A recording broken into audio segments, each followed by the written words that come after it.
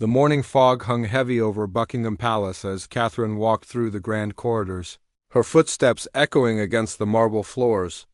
Something felt different today, though she couldn't quite place what it was. The usual bustle of palace staff seemed more urgent, their whispered conversations stopping abruptly whenever she passed by, her personal secretary. Margaret appeared at her side with an unusually serious expression. "Your Royal Highness, His Majesty requests your immediate presence in the private study," she said, her voice barely above a whisper.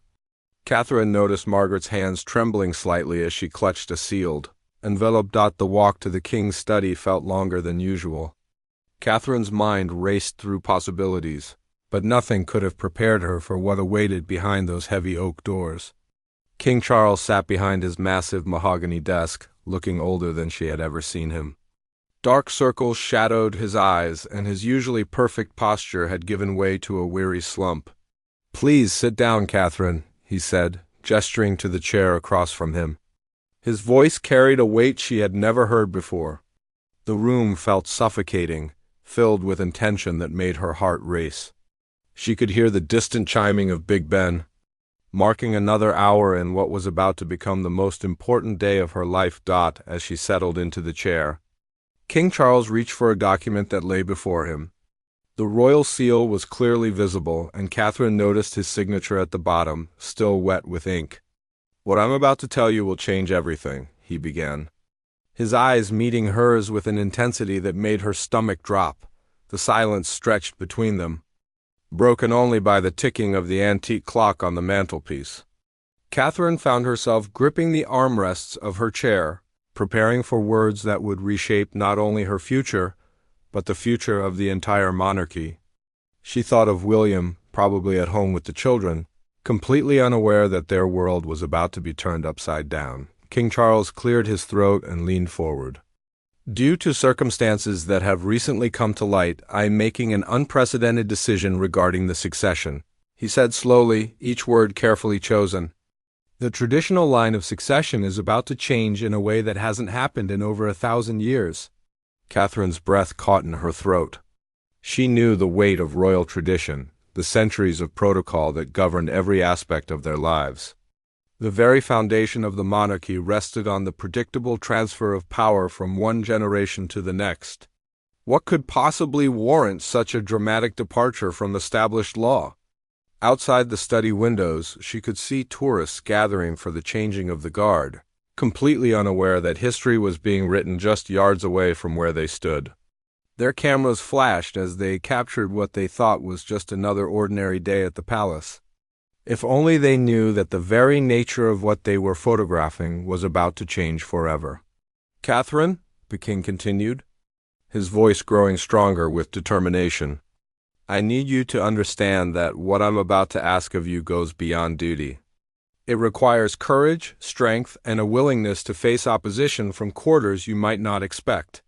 His fingers drummed against the desk, a nervous habit she had noticed during their most serious conversations. The document before him seemed to glow with importance, its official seals and elaborate calligraphy representing centuries of royal authority.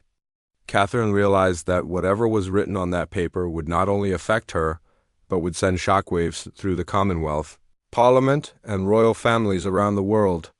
The media would explode with speculation, historians would debate, and millions of people would have their understanding of the monarchy fundamentally altered.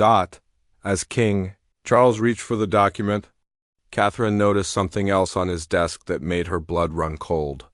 A second envelope, this one bearing Camilla's name in elegant script, sat unopened beside several legal documents.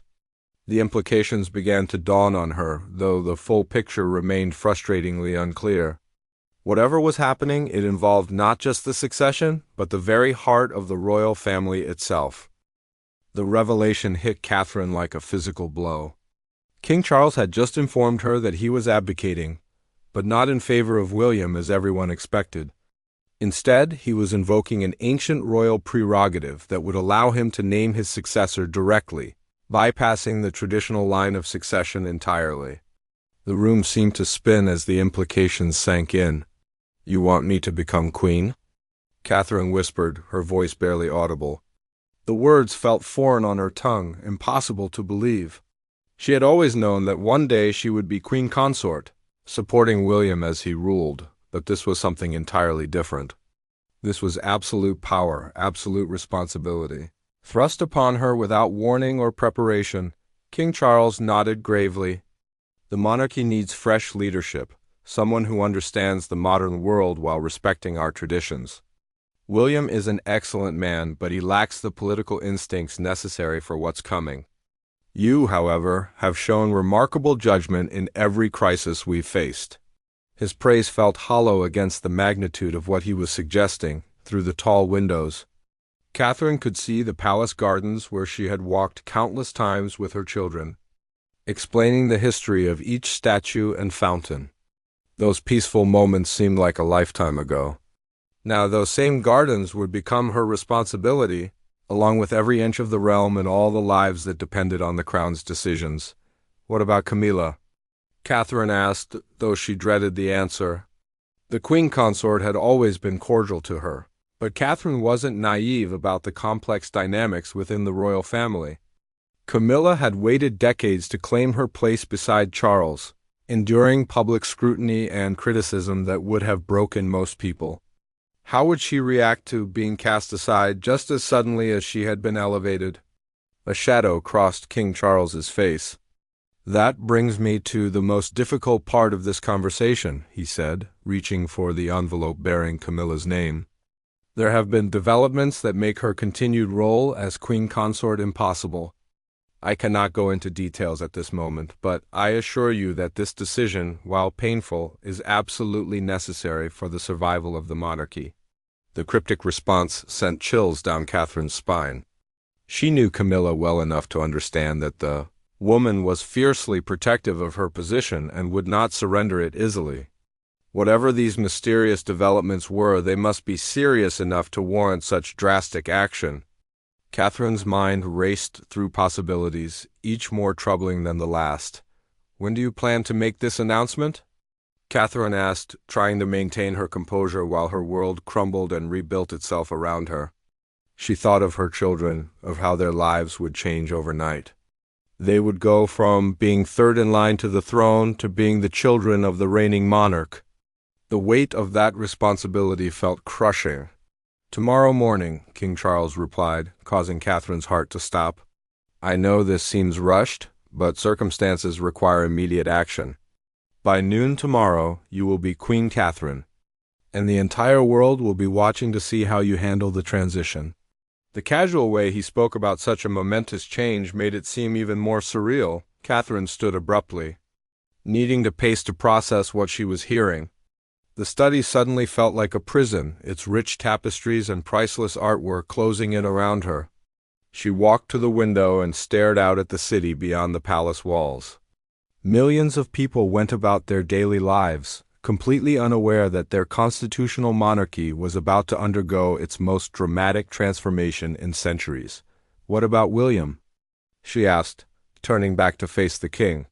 How is he going to react when he learns that his wife will rule instead of him? The question hung in the air like a sword, sharp and dangerous. She knew her husband well enough to predict that his reaction would be complex. Mixing pride with confusion and perhaps even resentment, King Charles's expression softened slightly. William is stronger than you think, and he loves you more than his own ambition. He'll understand that this is what's best for the country, even if it's difficult for him personally. The reassurance felt hollow, and Catherine suspected that the king was trying to convince himself as much as her. The grandfather clock in the corner chimed the hour, its deep notes reverberating through the tension-filled room. Each chime seemed to count down to the moment when Catherine's old life would end and her new one would begin. She realized that once she walked out of the study, she would never again be simply Catherine, Princess of Wales. From this moment forward, every decision she made would carry the weight of the crown. Sarah took a deep breath and made her decision. Specialist Adams was dying on the table in front of her, and regardless of the consequences for her own situation, she couldn't let that happen. She pushed aside all thoughts of her compromised cover and focused entirely on the patient. I need specialized extraction tools, she said to the surgical nurse. The standard instruments won't work with these fragments. Do we have microsurgical forceps and electromagnetic detection equipment? The nurse looked confused. Electromagnetic detection? Doctor, we don't typically use that equipment for surgery. Lieutenant Colonel Chun stepped forward. I'll have the equipment brought in immediately. It's available on base for specialized operations. As they waited for the equipment, Sarah continued her examination of specialist atoms. The fragments were embedded in a pattern that confirmed her worst suspicions. These were from an advanced explosive device designed to cause maximum internal damage while leaving minimal external evidence. Dr. Martinez, Chun said quietly, moving closer so only she could hear. How long were you embedded with Task Force Nightingale in Syria? Sarah didn't look up from her patient. 14 months, she answered simply. There was no point in denying it now. And how many cases like this did you handle? 43, Sarah replied immediately. These devices were being field tested by hostile forces. Our team was tasked with understanding their effects and developing countermeasures. Chun nodded grimly. That's why you were specifically requested. Specialist atoms encountered the same weapon system. The fragments are designed to be nearly impossible to extract using conventional techniques. The specialized equipment arrived within minutes, wheeled in by technicians who clearly had security clearances far above the typical base personnel. Sarah immediately began using the electromagnetic detection device to map the precise location of each fragment within the patient's body. Interesting, she murmured, as the scan revealed the full extent of the injuries. The fragments are arranged in a specific pattern. This wasn't a random explosion. The device was designed to cause precisely this type of damage. Can you extract them? Chun asked. Yes, but it will require techniques that aren't in any standard medical textbook, Sarah replied, her hands already moving with practiced precision. The fragments are magnetized and designed to shift position if handled incorrectly. One wrong move could cause catastrophic internal bleeding. As Sarah worked, she became aware of a commotion outside the trauma bay. Through the window, she could see Colonel Harrison in heated discussion with several other officers who had apparently arrived while she was focused on the patient. She could see his gesture toward the trauma bay and his obvious agitation. Dr. Martinez, Chun said, following her gaze. Colonel Harrison is understandably upset about the security breach. He wasn't briefed on your background because your assignment here was part of a classified operation. What kind of operation? Sarah asked, using the specialized forceps to carefully extract the first fragment. The same weapons that injured you in Syria have been showing up in this region, Chun explained. Intelligence suggests they're being supplied to hostile forces by the same source. Your experience makes you valuable for both treating injuries and identifying the weapon system. Sarah paused in her work, a piece of the puzzle suddenly falling into place. You're saying I wasn't assigned here randomly? This was planned? Your humanitarian cover was necessary to get you into position without attracting attention, Chun confirmed. Unfortunately, your surgical skills made it obvious to Colonel Harrison that your background wasn't what it appeared to be. The second fragment came free, and Sarah immediately began working on the third. How many people knew the truth about my assignment? Very few, Chun replied. The operation was compartmentalized. Colonel Harrison's suspicions were actually a complication we hadn't anticipated. Through the window, Sarah could see that Harrison had been joined by what appeared to be senior intelligence officers. Their body language suggested a heated discussion about her presence on the base. Lieutenant Colonel, Sarah said as she extracted the fourth fragment, what happens after I finish treating this patient? Colonel Harrison has every right to be angry about being kept in the dark. Chun was quiet for a moment. That depends partly on how this mission develops and partly on whether Colonel Harrison can accept the classified nature of your assignment.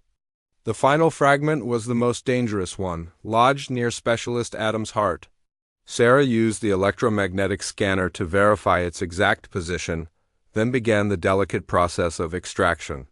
The room was completely silent except for the steady beeping of the heart monitor.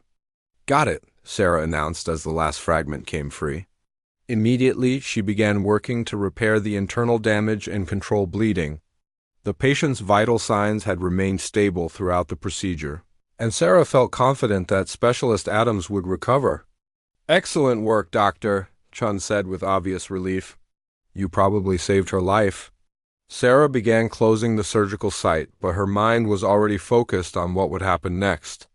"Lieutenant Colonel, I need to know how much I can tell Colonel Harrison. He deserves an explanation, and I can't continue working here effectively if he doesn't trust me." "I understand your position," Chun replied. "Let me make some calls to headquarters. The situation has changed now that your cover has been compromised." As Sarah finished the surgery and began post-operative procedures, she could see Colonel Harrison still in discussion with the other officers outside. His expression suggested that he was receiving information that was both surprising and frustrating. "Dr. Martinez," Specialist Adams whispered weakly from the operating table. Sarah was surprised to realize the patient was conscious. "Don't try to talk," Sarah said gently. "You're going to be fine, but you need to rest." "Thank you," Adams managed to say. "I heard what you did, those fragments. I know it wasn't easy." Sarah looked down at the young soldier with a mixture of professional satisfaction and personal regret. She had saved Adam's life, but in doing so, she had revealed secrets that would change everything about her assignment and her relationship with Colonel Harrison. The trauma bay door opened, and Colonel Harrison entered with a stern expression. Behind him were two officers Sarah didn't recognize, both wearing the insignia of military intelligence. "Dr. Martinez," Harrison said formally, "when you're finished here, I need to see you in my office immediately. It seems we have a great deal more to discuss than I originally realized." Colonel Harrison's office was spartanly decorated, with only a few military commendations on the walls and a photograph of his family on the desk. Sarah sat across from him, feeling the tension in the room as he reviewed a thick folder that she assumed contained her personnel file. "Dr. Martinez," Harrison began, setting the folder down but keeping it open. "I've been in the military for 28 years. I've worked with hundreds of medical personnel, and I can usually tell within a few hours what kind of experience someone really has." Sarah remained silent, unsure where this conversation was heading, but certain it wouldn't be comfortable. "Your performance last night was exceptional," Harrison continued. "Too exceptional for someone who claims to have only humanitarian experience. The way you handled that shrapnel extraction, your immediate assessment of blast injuries, your complete lack of hesitation under pressure, these aren't skills you develop working in civilian hospitals or even typical humanitarian missions." He leaned forward, his gray eyes studying her intently. "I've seen soldiers who've been in combat for months still struggle with the type of injuries you handled effortlessly. So, I'm going to ask you one more time. What aren't you telling me about your background?" Sarah felt cornered. She had hoped her skills wouldn't be quite so obvious, but she should have known better. Combat medicine was a specialized field, and experienced military officers like Harrison could recognize it immediately.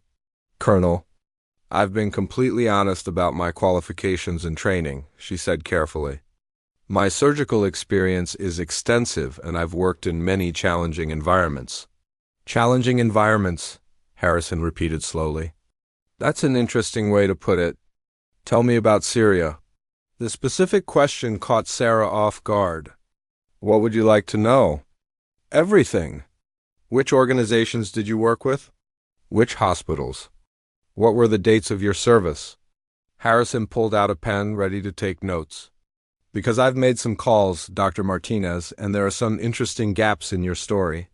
Sarah's heart began to race, but she kept her expression neutral. "I worked with several organizations over a period of 18 months. The security situation made it difficult to maintain consistent records." "Security situation," Harrison nodded. "Yes, I imagine it would be difficult to maintain records when you're working in an active war zone, especially when that war zone happens to be in an area controlled by hostile forces." The implication in his voice was clear.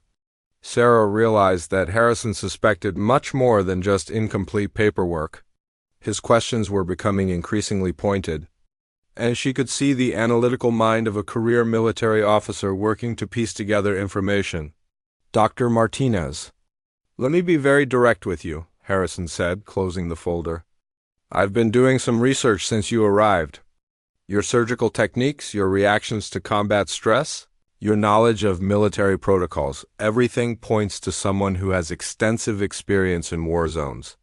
Real war zones, not just humanitarian missions. Sarah felt the walls closing in around her. She had known this moment might come eventually, but she had hoped to prove herself before having to explain her complicated past. Furthermore, Harrison continued, your paperwork is almost too perfect. It's complete, well-documented, and answers every question except the most important ones. In my experience, when someone's background is that carefully constructed, they're usually hiding something significant. I'm not sure what you're implying. Colonel, Sarah said. Though she knew exactly what he was thinking, Harrison stood and walked to the window. Looking out at the busy base? I'm not implying anything, Doctor. I'm stating facts. Your skills are too advanced, your composure too practiced, and your knowledge too specific for someone with your claimed background. He turned back to face her. Here's what I think happened. I think you've been in combat zones much more extensively than you've admitted. I think you've worked in situations that weren't officially sanctioned by any recognized humanitarian organization. And I think you're here under credentials that don't tell the whole story. Sarah felt a bead of sweat roll down her back despite the air conditioning in the office. Harrison was getting uncomfortably close to the truth, and she wasn't sure how to respond without revealing things that could jeopardize not just her position here, but potentially much more. Colonel, I understand your concerns, she said slowly, but I can assure you that I'm fully qualified to serve in this position.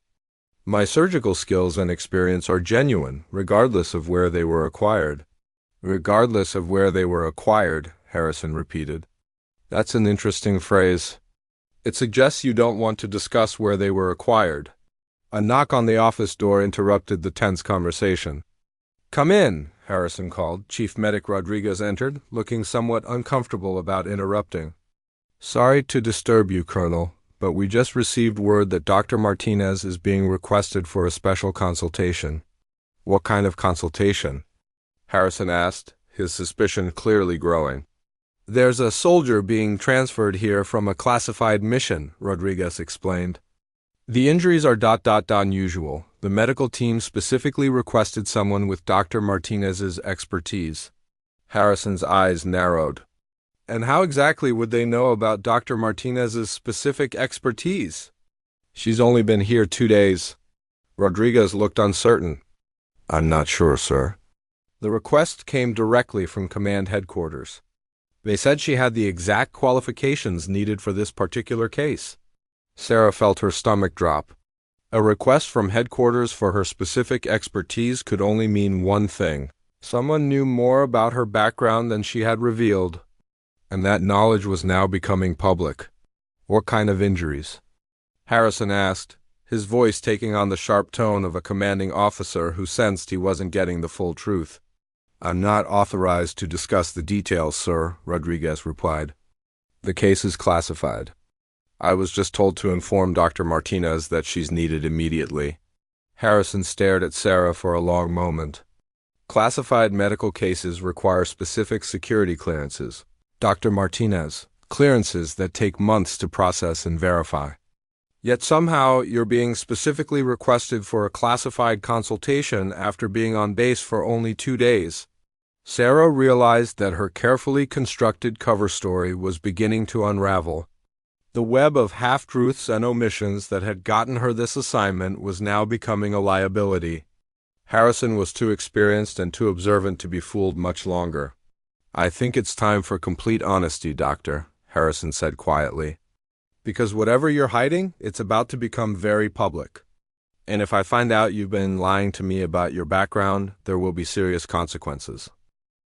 The classified patient arrived 30 minutes later in a heavily guarded convoy.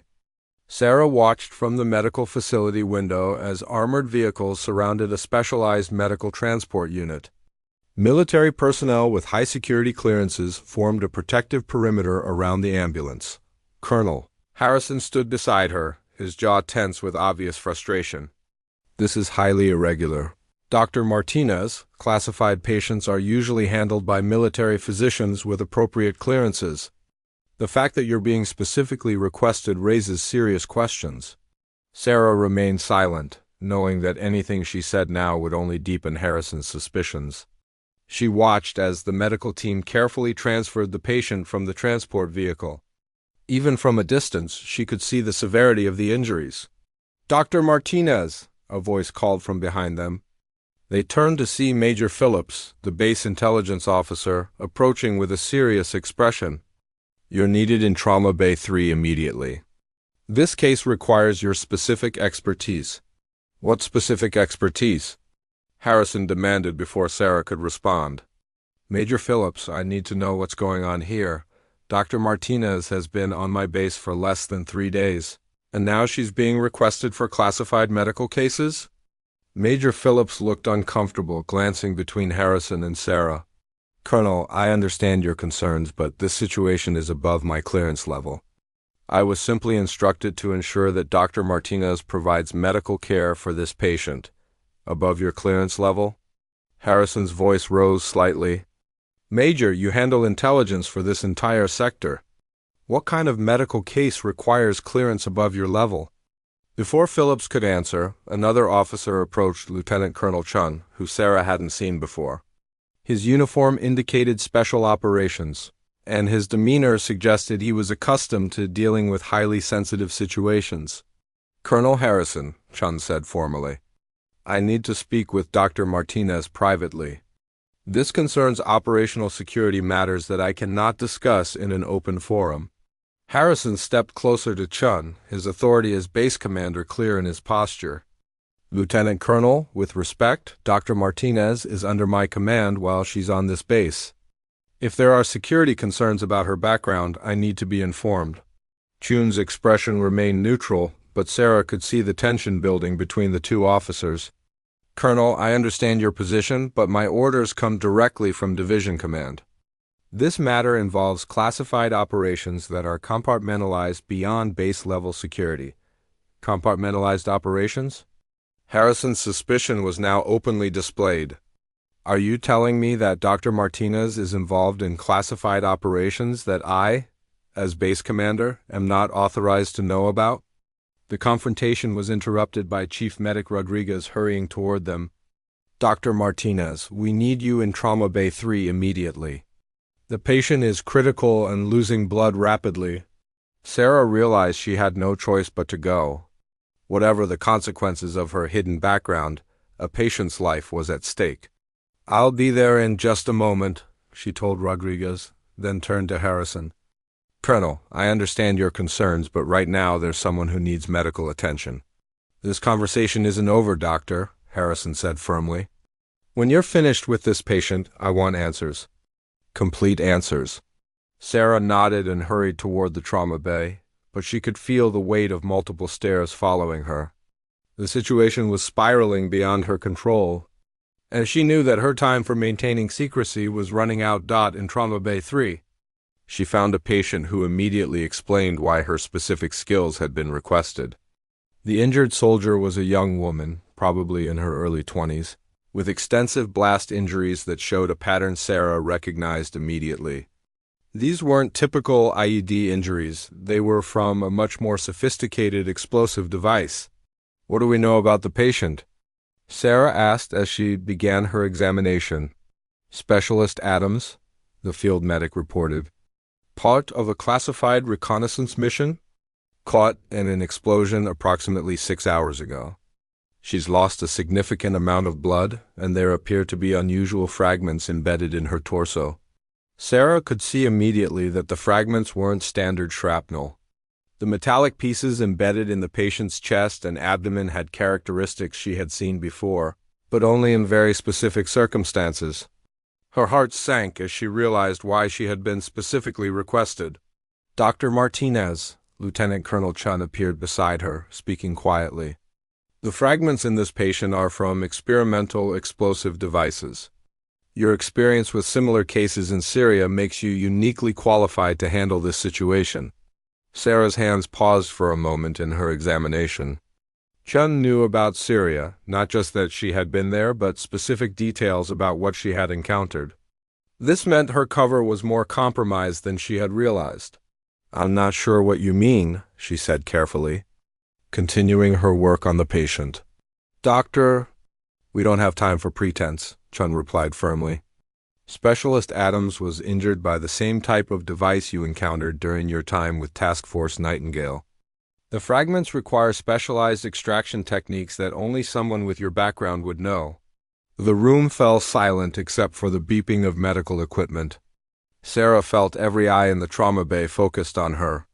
The mention of Task Force Nightingale was like a bomb going off in the room. It was a classified special operations unit that officially didn't exist. "I think there's been some mistake," Sarah said weakly. But she could hear the lack of conviction in her own voice. "Dr. Martinez," Chung continued, his voice carrying the authority of someone who clearly knew much more than he was revealing, "your work with Task Force Nightingale in Syria involved treating injuries from experimental weapons.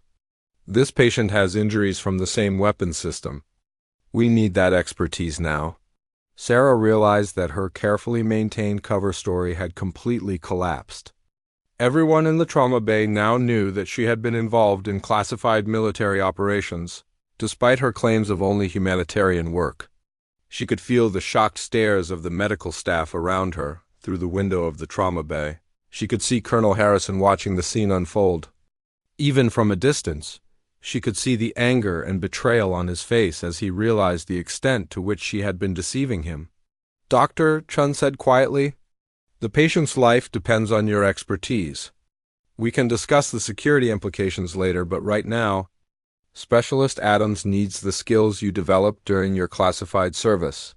Sarah looked down at the injured soldier on the table, then back at Chun. She knew that her secret was now completely exposed. But she also knew that she was the only person in this facility who could save this young woman's life.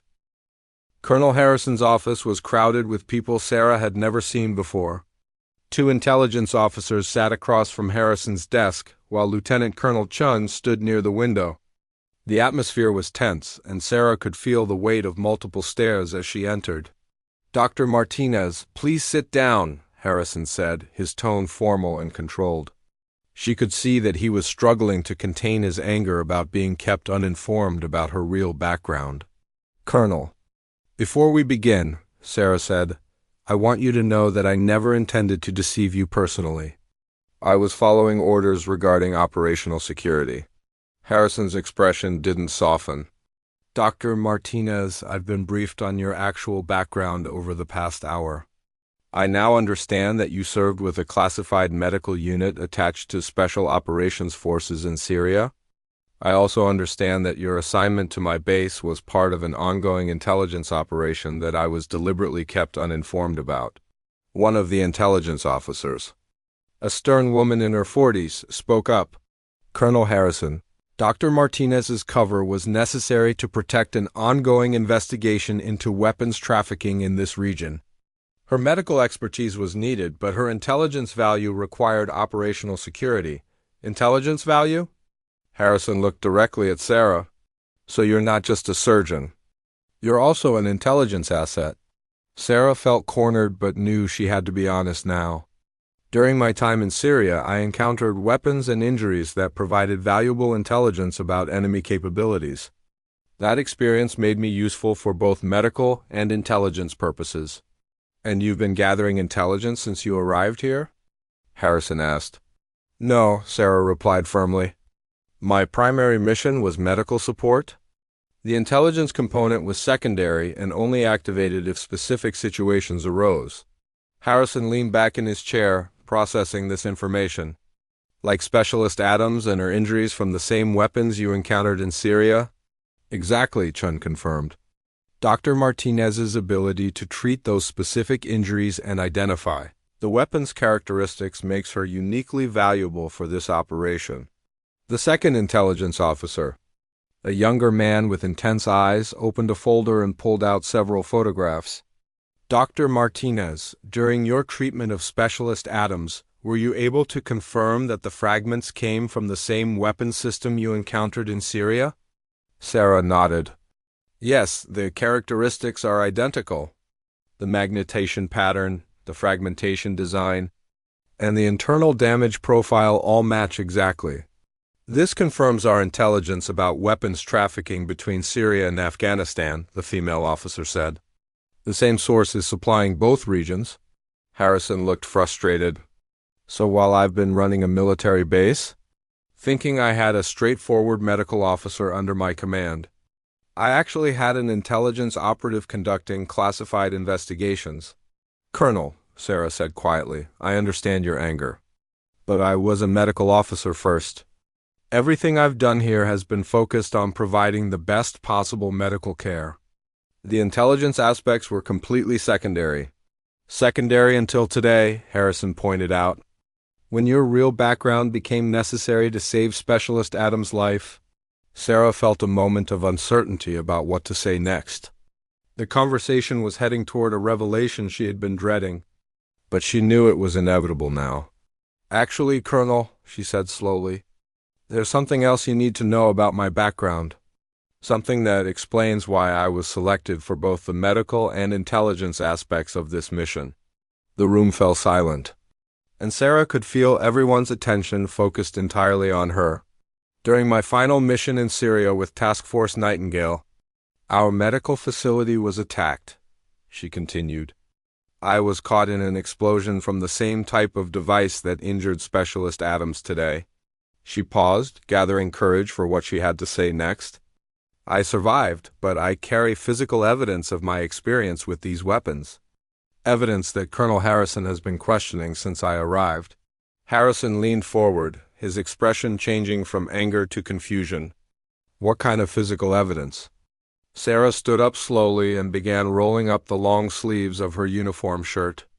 The reason I was so confident treating Specialist Adams is because I know exactly what these weapons do to the human body. I know because I've experienced it myself.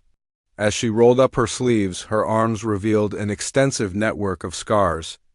But these weren't ordinary surgical scars or accident marks. They were clearly from shrapnel wounds, multiple small, precise scars in patterns that exactly matched the injury she had just treated. The room was completely silent as everyone stared at the evidence of her personal experience with the weapons they had been discussing. My God, Harrison whispered, his anger replaced by shock. You were injured by the same devices. Not just injured, Sarah said quietly. I nearly died. I spent 3 months in a classified medical facility while they extracted fragments that were identical to the ones I just removed from Specialist Adams. The scars on my arms are just the visible ones. She rolled up her sleeves further, revealing more scarring that extended up to her shoulders. This is why I knew exactly how to handle today's surgery. I've lived through the effects of these weapons personally. June stepped forward. Dr. Martinez's personal experience, combined with her medical training, makes her uniquely qualified to both treat these injuries and provide intelligence about the weapon's capabilities. Harrison stood and walked around his desk, studying the scars on Sarah's arms more closely. These are from the exact same type of fragmentation pattern as Specialist Adams' injuries. Yes, Sarah confirmed. The electromagnetic signature, the way they resist extraction, the internal damage patterns, I know all of this because I experienced it myself. The female intelligence officer spoke up. This personal experience is why Dr. Martinez was selected for this assignment. Her combination of medical expertise and first-hand knowledge of these weapons is unprecedented. Harrison looked directly at Sarah, his expression now showing a mixture of respect and concern rather than suspicion. Dr. Martinez, why didn't you explain this from the beginning? This changes everything about how I understand your qualifications. Because explaining it would have required revealing classified information about my service in Syria, Sarah replied.